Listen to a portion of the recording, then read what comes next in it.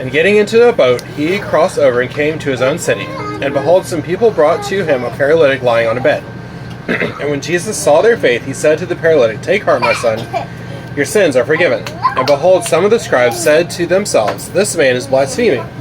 But Jesus, knowing their thoughts, said, "Why do you think evil in your hearts? For which is easier to say, 'Your sins are forgiven,' or to say, 'Rise and walk'?" But the Jew may know that the Son of Man has authority on earth to forgive sins.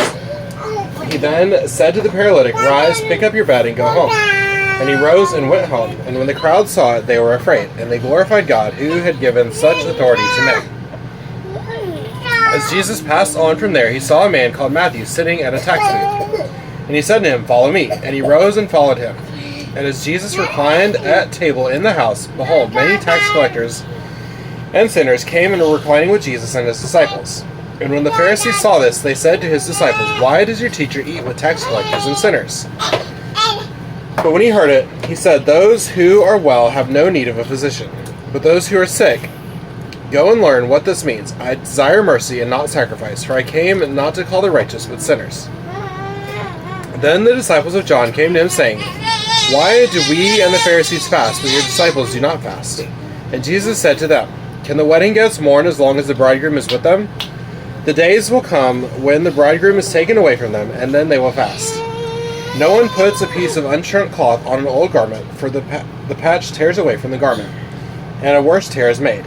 Neither is new wine put in the old wineskins. If it is, the skin bursts, and the wine is spilled, and the skins are destroyed. But new wine is put into fresh wineskins, and so both are preserved." While he was saying these things to them, behold, a ruler came in and knelt before him, saying, "My daughter has just died, but come and lay your hand on her, and she will live." And Jesus rose and followed him with his disciples. And behold, a woman who had suffered from a discharge of blood for 12 years came up behind him and touched the fringe of his garment. For she said to herself, if I only touch his garment, I will be made well."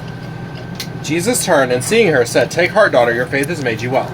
And instantly the woman was made well. And when Jesus came to the ruler's house and saw the flute players and the crowd making a commotion, he said, "Go away, for the girl is not dead, but sleeping." And they laughed at him.